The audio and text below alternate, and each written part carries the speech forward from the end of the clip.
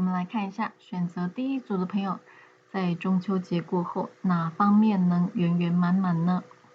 我们先来看一下你目前的能量状态是如何的呢？紫微牌卡抽到了武曲贪狼、火星、灵官的反牌。你们的个性蛮矛盾的哦，有着武曲务实保守，又有贪狼对美好事物追求的欲望与享受。所以呢，内心常有拉扯与矛盾哦。那在年轻的时候可能难以处理自我对于内在的需求而容易迷失和挫败。那也就是说呢，在面对事情时，常常分不清这是企图心，还是呢源自于自我内在欲望的驱使哦。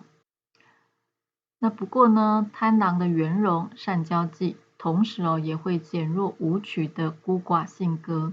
那也让你们懂得抓住机会和做人呢会比较机灵溜滑。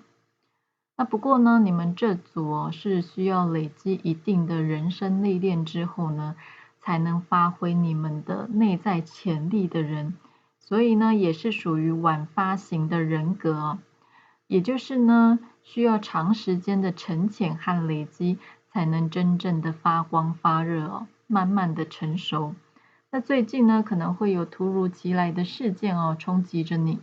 可能呢伴随着一些需要处理的危机事件，但是呢灵官的反牌也表示呢你对于这件事情处置不当，或是扛不住事件冲击带来的压力。最近的你可能会有点焦虑哦，可能曾经因为过去的一些错误的决定而感到后悔，可能会有因为当下的一个念头而造成了后来难以收拾的场面。而圣杯八的逆位也显示你现在正在一个人生的转捩点哦。你可能呢需要做一些取舍但是呢你又会有一种不想放掉自己原有的一种纠结的心情。那过去的你可能缺乏专注力，或是缺乏事前的准备，一下子呢想要把很多事情同时做好，但是却忽略了自己的知识、技能和时间呢，能否撑起这个强度的关卡和压力。那这也代表着面对这个大环境你的思虑不够周密。当然了，也代表你没有走在对的路上，也没有遇到对的人哦。所以呢，宇宙让火星带来一个破坏性的力量来告诉你不要再浪费自己的时间了。甚至呢是欺骗自己你应该要好好厘清，好好思考哪一条路呢对你而言才是真正正确的道路。而且呢，这也显示过去的你不够专心哦。你要做的应该是练好基本功，打好根基，而不是呢想要一步登天了。或是呢，最近你的学习用错了方式，成效不彰。你应该要好好的思考一下对你更有效率的学习方式和打好基础。而塔、女人和十字架也代表在你的身边可能有一位位高权重的女性在不知不觉中呢，会带给你压力和痛苦。可能是你的母亲对你的期望，或是你的长官会给你一些目标或业绩让你倍感压力哦。当然了，这也可能会代表你对自己的期许过高，给了自己呢过重的压力，甚至会让你感到痛苦哦。也就是呢，你对自己的要求很高，那当你没有达到这些标准时呢，你可能内心会很焦急也会有一种郁郁不得志的感觉。那以上的验证讯息呢，如果你觉得有对应的话，那就代表这一组的讯息是给你的哦。那我们就可以继续的听下去咯。选择第一组的朋友，在中秋节过后我们看到你们的圆满呢，在于人和，也就是呢，在人际关系方面能得到贵人的帮助，那也能和朋友呢有快乐的相聚时光。尤其呢是需要业绩或是有关于商业买卖方面我们看到上面的这张女神卡，抽到了 Long 青春女神，这代表着一份礼物哦，一份呢属于你的巨大礼物即将到来。但是呢，这份礼物并不是凭空得来的哦，而是呢需要等价交换的。那它对应到的符文是 Geber， 这个符文呢看起来像是一个叉叉哦，上下左右呢都是平衡的，对应的。那这也象征的是一个援助和合作的力量即将到来，但是这是对等的哦，也就是你必须要准备好自己。那对于这份关系哦，这个即将到来的伙伴，你能提供什么样的价值和贡献，而不是无条件接受的哦。那也就是说呢，在这段等待的时间哦，你必须努力充实自己，提升自己的能力。当一切呢准备就绪之后，那么你将能大放异彩，并且呢会吸引新的伙伴进入你的生命之中，而不是凭空而来的哦。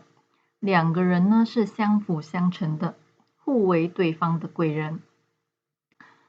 我们看到托特抽到了金币8 Prudence， 你们这组呢8的能量很强哦。那8呢也象征着一种长远的目标哦。你们呢不是短视尽力的人哦，只会看着眼前的成就，而是呢会追求长远的更高的理想。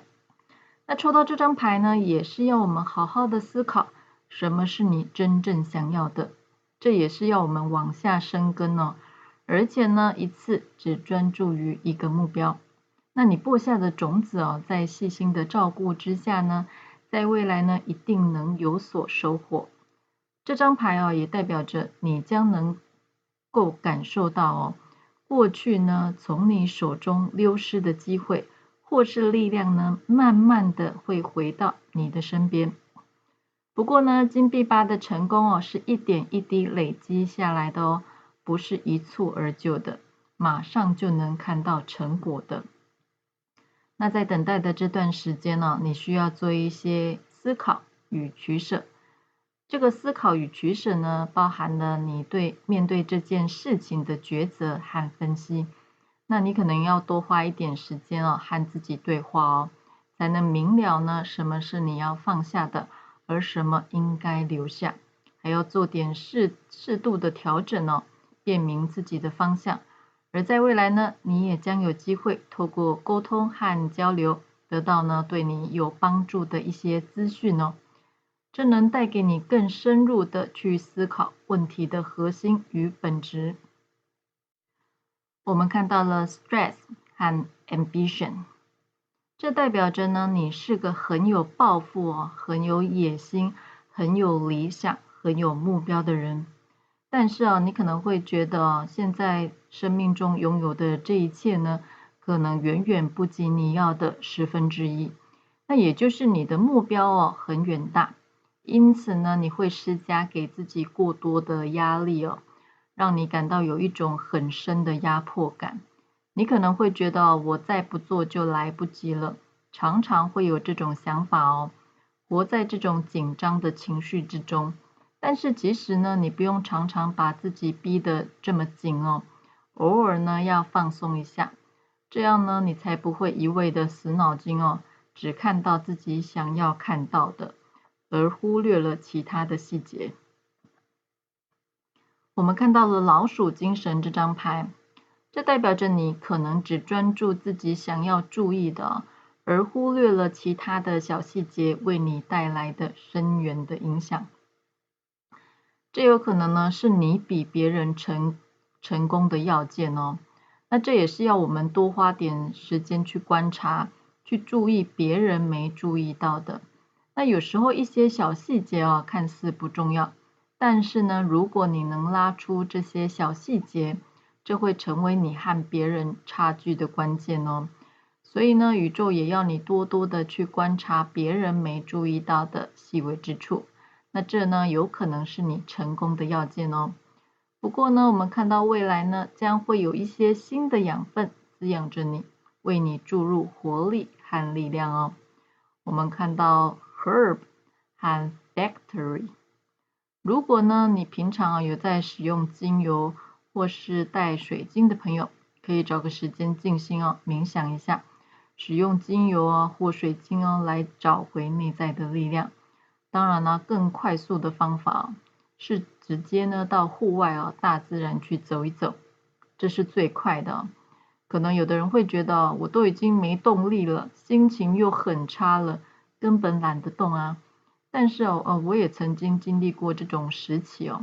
那出去拥抱一下大自然，真的能够让你的身心灵受到大地的滋养。比如说呢，去听听风吹在树叶的沙沙声，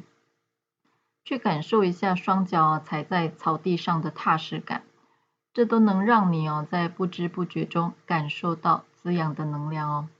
而 Factory 这张牌代表着努力跟勤奋，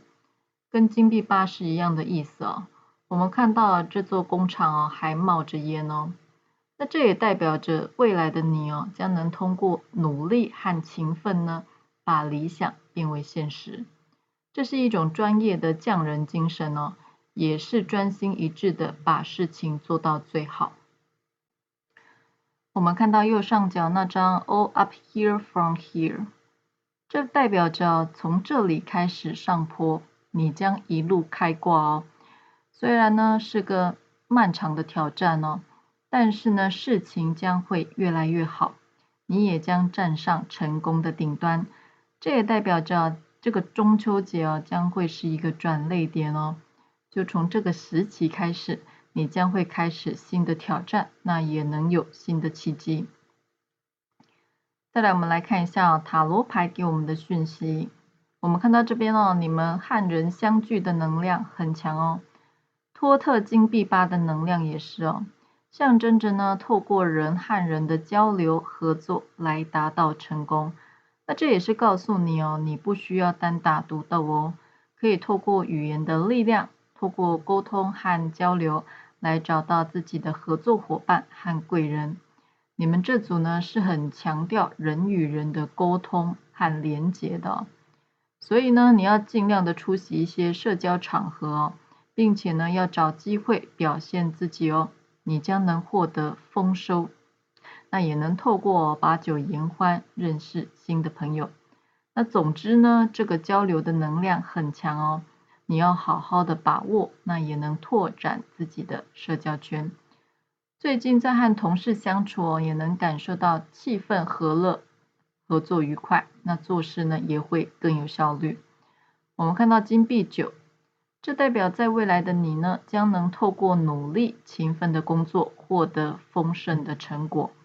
未来呢你的财运不错金钱收入丰硕，那也能享受物质生活带来的美好，而且呢这个时机正好。如果呢你还在犹豫着要不要开始行动了，那我们看到了魔术师，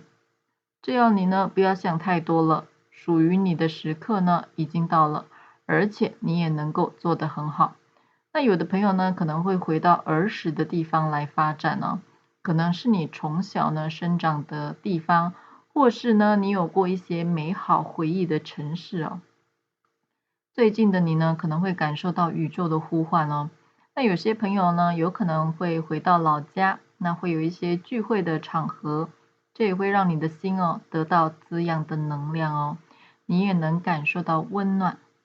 有一些朋友呢可能会有一些关于房屋的租赁买卖的问题有可能呢是谈了很久的买家或卖家突然呢因为某些原因可能是因为家人的劝阻之类的突然呢房子不卖了或是不租了，会有这种突然终止的能量可能会让你的心备受煎熬不过呢在未来呢你将能够找到采光更好更明亮而且你更喜欢的房子那有一部分的朋友呢可能有面临有关于法律诉讼的问题，如果呢是之前官司有点卡住的话，最近也将能发现一些关键的证据能够迎来曙光。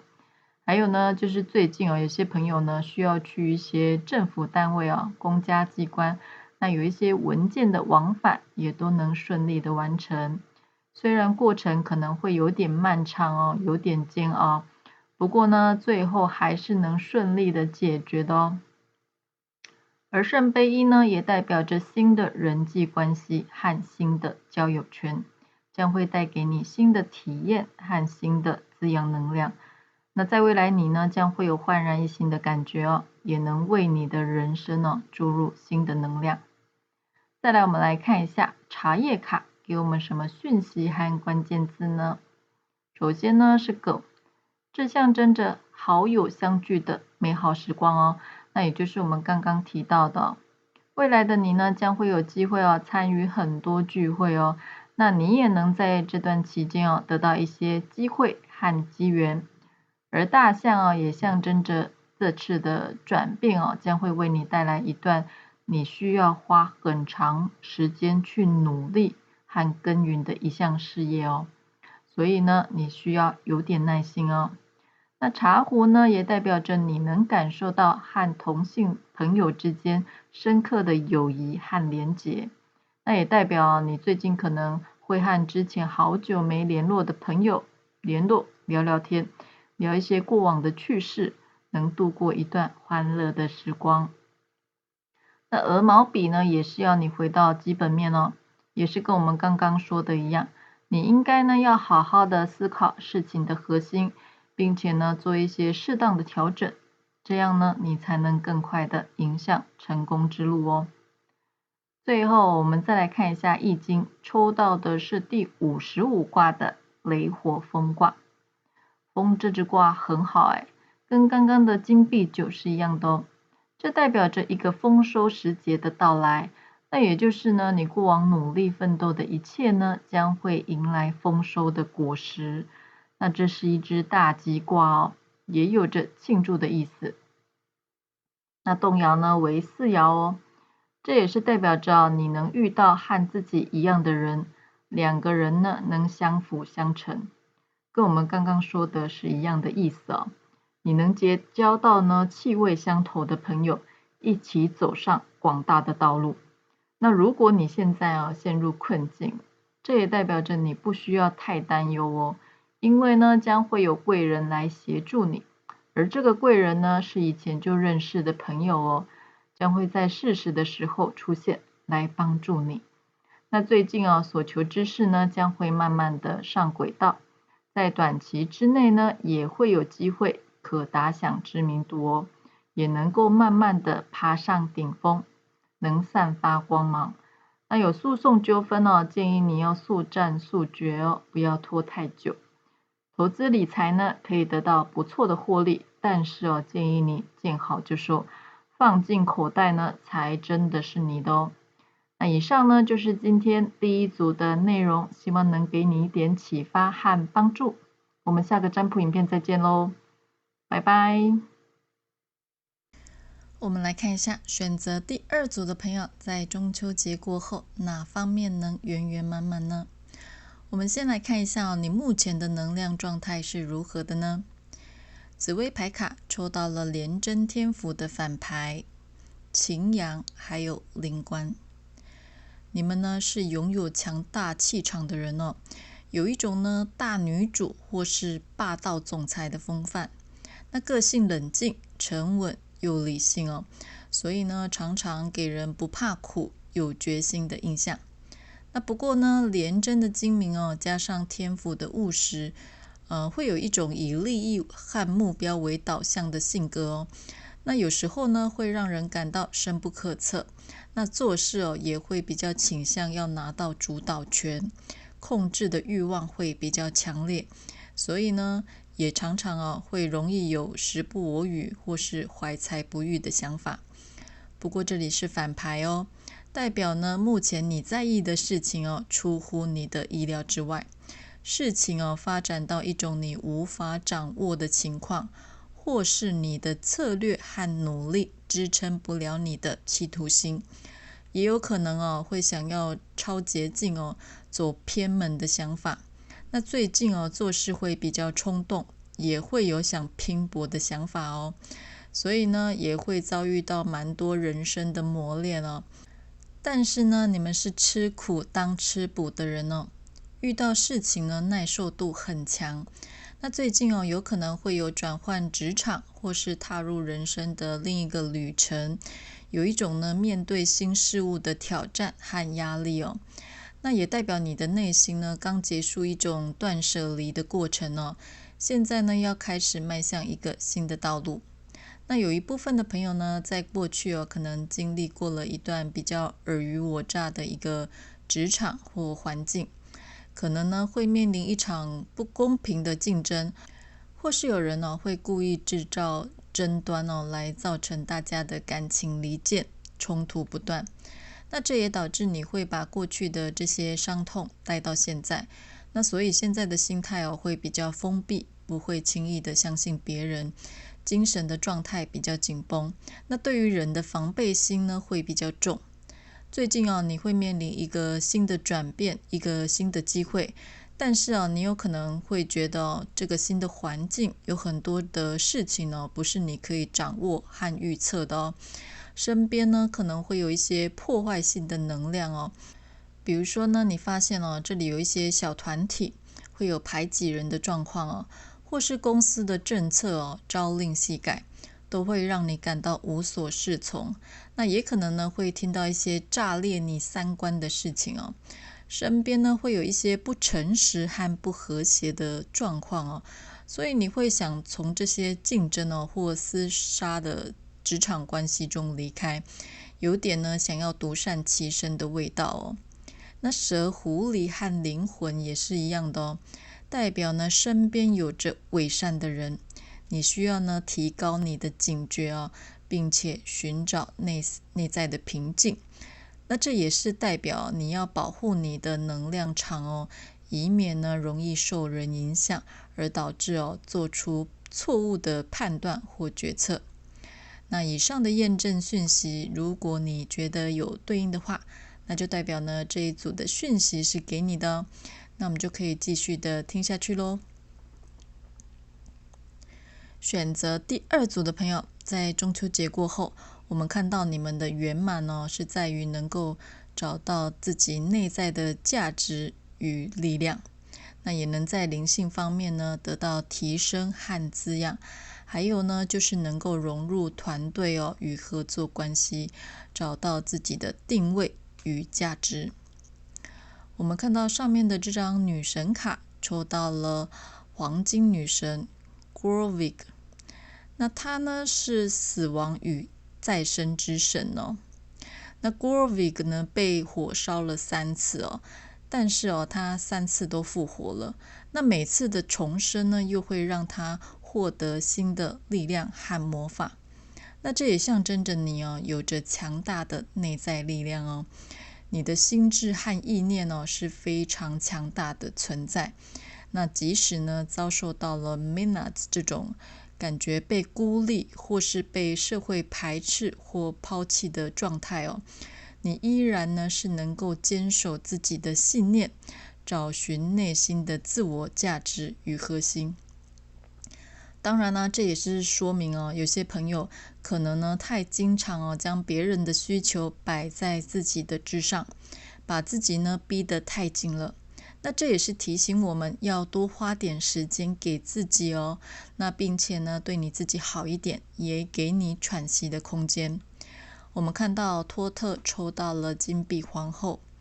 这也代表着在中秋节过后呢，你将能够以一种更放松的着地的方式在生活，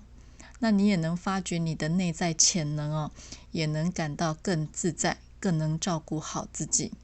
那这是一种滋养的能量与周遭人际的互动呢也能更愉快和顺遂。那抽到这张牌呢也代表着身边会有着充满爱心的长辈或上司出现，那你能常常感受到他的关心和滋养，那也会让你的心渐渐充满温暖。那 Sure 的呢和 Bell 这2张牌这象征着一个保护能量的开启而你呢也能接受到来自宇宙的提醒，及早隔离呢这些对你有伤害性的能量那 Jealousy 呢这张牌也是一样的这代表着你在未来的生活中呢，将能得到提示，让自己呢保持警惕，从这些伤害性或是嫉妒的情绪中走出来，你将能够获得重生。我们看到呢，通往个人疗愈与幸福的大门那张牌，这张牌的出现是个好兆头这象征着一个更新的机会与机遇即将出现。那你之前的努力和改变呢，都将会开花结果。我们看到门后面一个像世外桃源的地方已经为你开启，所以呢，你必须要以敞开的心态来迎接它。而现在呢，你最重要的是要先磨砺好自己的才能与心性当机会来临之前呢，你才能扶摇直上9万里。那这也是告诉我们生活很困难，没错。但是呢，在我们面对困难时呢，我们如何看待生命带给我们的这些苦痛与磨难才是最重要的。有的人呢，可能就此一蹶不振，有人呢却发愤图强就是一样的道理。我们看到 mystery， 这象征着难解的谜团或课题而你呢，也能在未来找到答案，因为你将能看得更清楚。这也代表你的敏感度正在增强而且你的直觉呢，也将更敏锐。你能察觉那些肉眼看不见的东西，或是耳朵听不到的东西比如说线与线之间的东西，你将能有新的发现和新的感悟，那也更能够看到别人看不到的真相那这也代表着有些事情的谜底呢要浮上水面了，而你呢也能看清真相。可能呢会有一些之前你困扰很久的，一直找不到答案的课题，或是难解的习题，你将能有破解的机会。我们看到金币3这也代表着你能找到你的价值，找到你的定位，而且在未来你并不会感到孤单你将会得到别人的帮助，那也能感到同事之间互相支持彼此的信念和价值观。那你能凝聚众人之力发挥每个人的价值。我们看到你这边3的能量很强这代表着你在将来的不久之后呢，也就是3个月内将能看到初步的成果，而且呢，能够与别人互惠互利，达到双赢的结果3强调更多的是一种合作关系而且呢是团队间的合作，所以呢也代表着你将能更融入职场环境还有呢周遭的人际关系之间，而不会感到被孤立和隔离的感觉。那你也能更坦率的在别人面前表现自我。但是呢，融入不代表你会迷失自我你很清楚自己的定位和价值。那总之呢，中秋节过后你将能慢慢的感受到周遭的环境、职场气氛呢变得和谐，而且互动愉快。这样呢，连带的让你的心情也会更欢乐。我们看到皇后牌这跟刚刚的金币皇后是一样的代表着你的心也能感到被滋养，而你呢也能感到满足与被关爱，和更富足的能量那不过要小心最近对于物质方面呢，可能也会有过多的需求，可能会有过度花费的情形，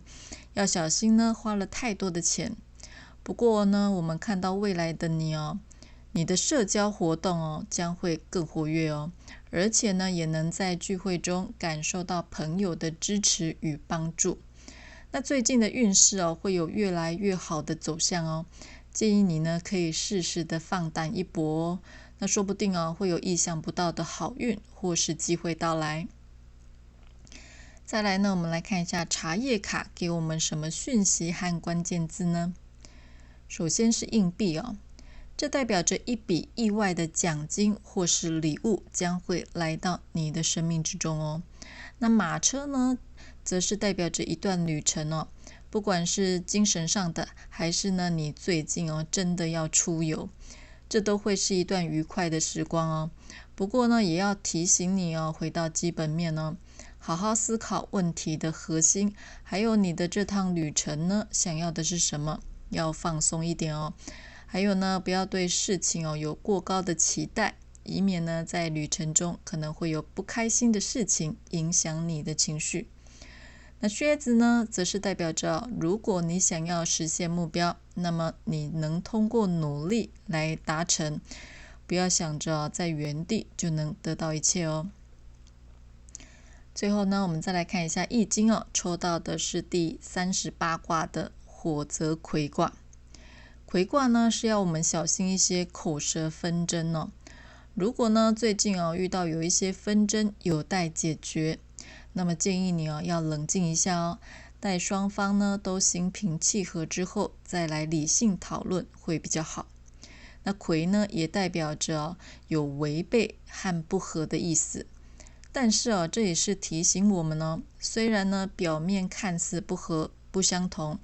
但是呢从小细节入手哦，你仍然可以找到共同点。那这也是要我们在面对现在身处的环境中做到异中求同，才能找到新的出路。那动摇呢为上爻哦，这也是告诉我们如果呢你对他人的做法感到不解，不要自己瞎猜测哦，建议呢去问清楚对方的真实意思，这样呢才能有下一次的交流。这也是告诉我们有时候呢在事情刚开始时，或是我们刚到一个新的环境，常常呢会分不清身边的人是敌是友。也许呢第一天见面看着面相丑恶的人，那其实呢他是一个充满正义以诚待人的君子，而看起来斯文儒雅的，说不定呢这个人是个包藏祸心巧言令色的小人。所以这也是告诉我们真实的面相不是我们看到的表面的那样而是呢你遇到事情遇到困难的时候，你才能知道这个人是敌是友。千万呢不要一开始就妄下定论哦。那以上呢就是今天第2组的内容，希望能给你一点启发和帮助。我们下个占卜影片再见咯，拜拜。我们来看一下选择第3组的朋友在中秋节过后哪方面能圆圆满满呢？我们先来看一下你目前的能量状态是如何的呢？紫微牌卡抽到了廉贞七煞的反牌、天月的反牌，还有帝王。你们的性格带有豪气，企图心呢也很强旺也拥有强大的个人魅力，那也相当重视自己的想法，会希望别人按照自己的规矩走，那内心呢也会希望能主导事件的走向，是个属于有着领袖魅力的人。而且呢你们也是属于一个能够自我鞭策、坚持完成目标的人。那不过你们的个性也会比较强势，尤其呢容易为了捍卫或要求自身权益而冲动火爆。但是呢这里是反牌所以代表最近的你做事会比较霸道，那也容易呢横冲直撞，或是比较缺乏团队意识只在乎自己的感受。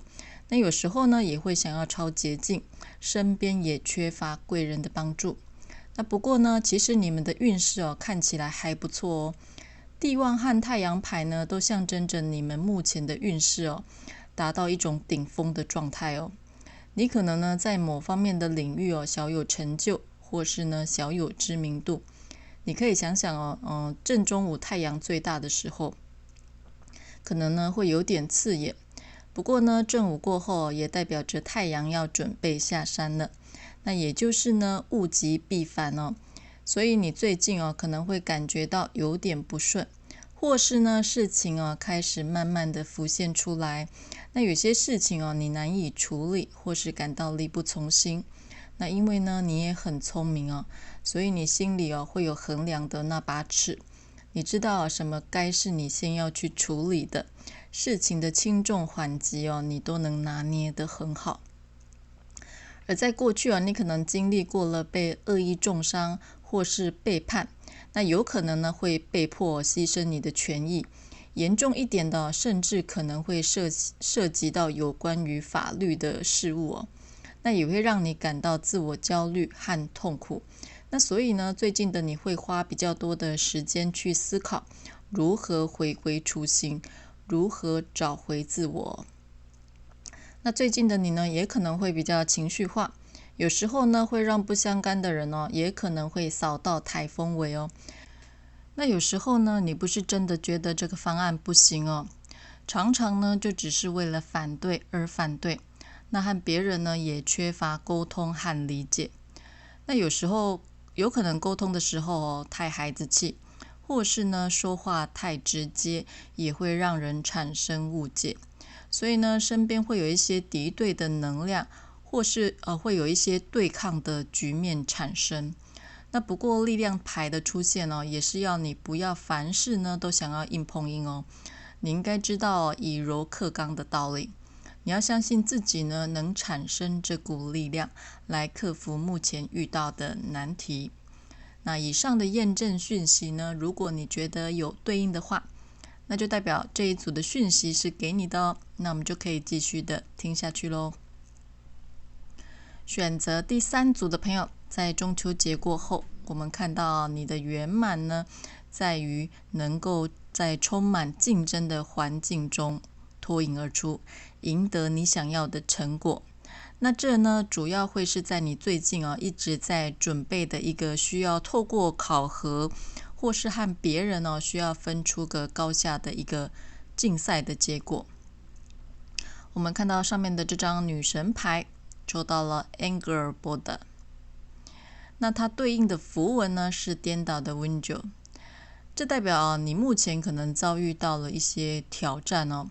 主要是一种敌对的竞争的状态，一种不和谐和不稳定的感觉。那这连带也容易让你有时候会感到无助哦。我们看到 Rivalry， 那牌面上有2个人在击剑这象征的是一种竞争的状态那可能在你的工作职场上或是在你的身边，你可能呢需要通过技巧、战术、速度来击败对手。当然这个对手可能是很难缠的也可能是一个敌对的势力也就是呢跟你持有不同理念的人。那 Jealousy 这张牌也是一样的你应该呢要从过往的经验中得到提示，让自己呢保持警惕好好的思考身边的这些竞争和敌对的能量是如何出现的，而这也代表着你将从这些伤害性或是嫉妒的情绪中走出来，你将能够获得重生。我们看到托特呢抽到了贤者也就是魔术师这也代表呢你们现在需要的是一种沟通的状态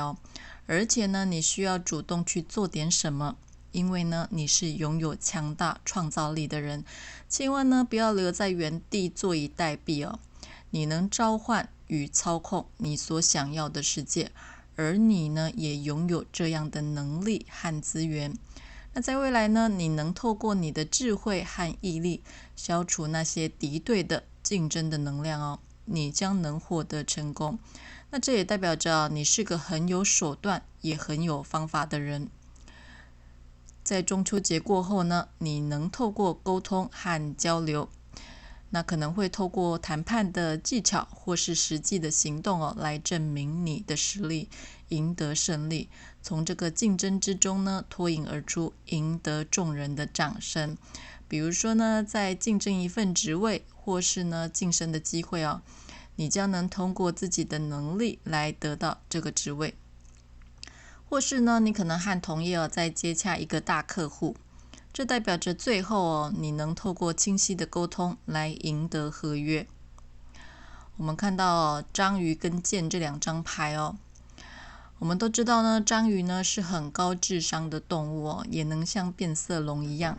随着环境变化颜色，那也能穿过细小的洞穴。这也代表未来的你呢，是能通过自己的努力和智慧来排除身边的这种反对的势力和敌对的能量而你呢也能直达红心，赢得胜利。我们看到这章鱼呢有8只脚，这代表着最近的你可能很忙碌哦，要处理的事情太多，可能呢又要忙工作，又要处理小孩的事，那又要照顾长辈哦。虽然呢有点累，但是呢你都能处理得很好。而剑这张牌也是要提醒你哦，如果呢你的生活有很多的目标，那么在最近的这段时间呢，可以试着将你的目标缩小，先设定一个要优先完成的顺序，可以让你更事半功倍哦。而未来呢，你也将有援助的力量出现，那这个力量呢，看似本来就存在你的身边，可能是另一半的一句关心问候，或是他愿意主动帮你分担一点家务，还有呢就是上司能理解你的难处，突然呢可能给你一个假期，或是朋友的安慰，无条件的支援，都会让你感到倍感窝心哦。那这是一种温柔支持的力量能够支撑着你走得更远。那其实呢你们这组的能量不差即使呢是遇到了一些状况也都是建构在你已经有一定的基础之上了。比如说呢事业，你可能已经是一个小主管或是一个老板，比较不是一个社会新鲜人的状态只是呢在你声势鼎旺的时候，可能会伴随着一些困扰，一些小麻烦，就像易经常常在说的福祸相依，很多的这些祸呢其实不是坏事它的出现和发生呢，有可能呢是宇宙在提醒我们必须要注意到的，那可能是我们平常忽略的，没注意到的，也是应该处理好的细节而你呢经历过了这些事情之后，处理这些麻烦事之后呢，你才能够制定更好的规则，让你呢有个依据能够遵守来避免这些事情再度发生。所以呢有时候这是好事因为宇宙呢也会通过这些世俗的表面的实相来让我们成长。你应该也可以感受到冥冥之中的一种力量引导着你去处理和解决这些生命中必须要面对的课题。只是有时候我们面对这个大千世界难免呢会迷失自己，那可能也会忘记初心常常呢有时候会忘记了我们一开始发心做这件事情的本质和出发点。那所以呢宇宙也要你试着找回初心，并且呢对自己诚实因为呢你正走在成功的道路上，只是这个路途中难免会有一些绊脚石那有时候对的人事物总是会来得比较晚，但是呢它不会不到所以呢它也要你保持理智你是不是呢常常为了面子而说了一些赌气的话，或是呢故意说反话，唱反调呢？这样反而会让你离成功之路更遥远所以呢你应该诚实的面对自己的心，不要做出违背自己内心的事情，那保持理智，运用智慧往前迈进这样呢你将能很快的就能看到成功的终点。再来呢我们来看一下塔罗牌给我们的讯息。权杖1的出现代表最近的你将能在工作上结识新的朋友和认识新的伙伴那这也会让你可以有开启一项新的计划和想法的机会可能是有了得力助手的帮忙所以呢一些你以前触碰不到的领域，你有机会可以进入，那这是一个新的契机那我们看到呢力量牌又出现了，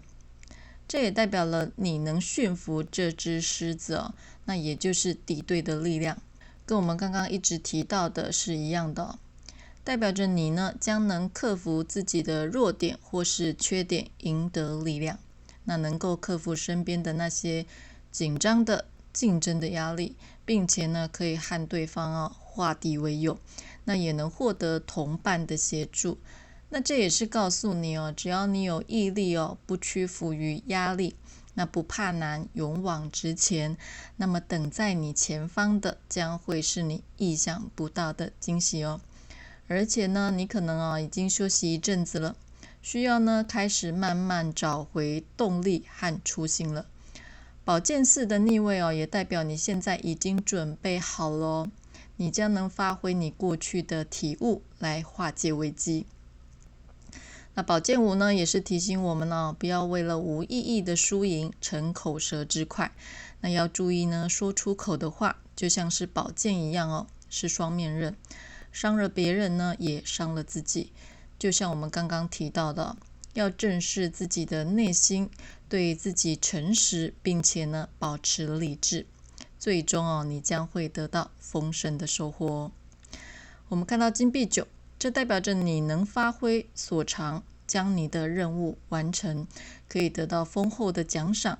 物质的满足也会得到大家的赏识。而且呢，最近财运不错哦，有投资理财的朋友能有望获利，收入十分丰厚。那这呢也是提醒你可以找时间放松一下，给自己一个休闲时间，会让你接下来的效率更好。这组的朋友呢，有些可能也会有使用网络或是电话行销来赚钱的朋友。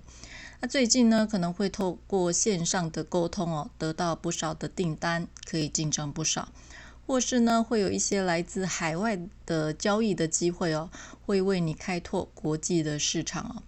不过呢，这里也有提醒最近有要签约的朋友呢，要仔细的再确认一下合约的内容是不是有漏看的，或是呢没注意到的细节。有需要的话呢，可以仔细确认过后呢，再修改一下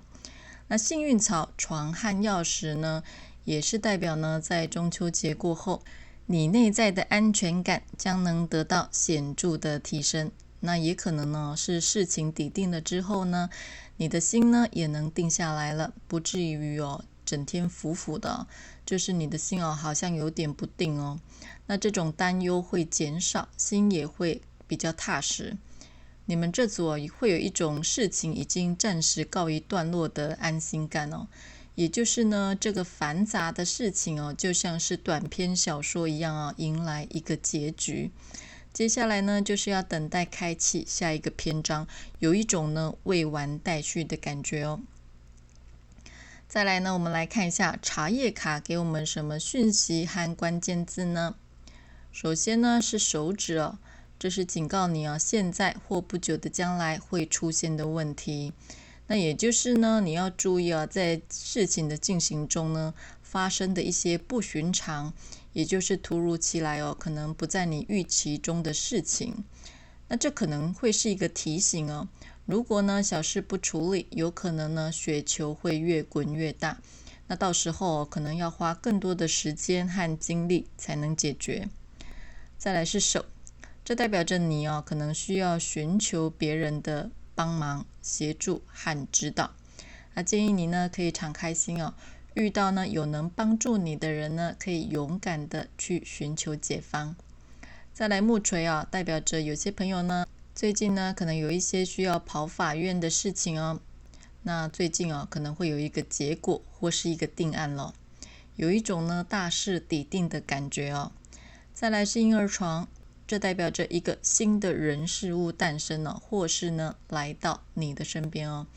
建议你呢可以把握机会，因为这个新的事物、新的专业，有可能呢就是你未来的心灵寄托。就像是有人从事一个事业他不一定呢是从赚钱为出发点而是他做这件事情是他开心的，能够帮助到别人，也能够疗愈到自己的。就像是最近的铲子超人他们做这些呢不是为了钱，为了名，只是一个善的出发点而这个时候不做呢，可能会让自己带有遗憾最后呢，我们再来看一下易经抽到的是第39卦的水山蹇卦。蹇有困难、困顿或是跛脚不便行走的意思。当你的脚呢不方便行动，而你却又想爬过眼前这座大山时，这代表你需要别人的帮助哦。那这支卦呢，也是要告诉我们哦，当你遇到困难时呢，或者是想要事情能进行的顺利，你需要有大人物的帮助，就能事半功倍。而且呢，你自己也要保持坚定必胜的信念，那么成功呢，将指日可待。那动摇呢为出爻哦。那这是要提醒我们，面对困难的事呢，你可以再评估一下，是否呢必须一定要往前行。当你评估过后如果前路走不通，可能呢你要及时回头哦，不要呢明知不可为而为之，这是不理智的行为哦。尤其呢是当前方并没有自己需要的东西，以及呢你评估过后这有太多的风险。那迷途知返并没有错哦，也许呢你的果断的决定会受到别人的赞赏，就像是投资一样哦，该止损呢就是要止损，至少能保本，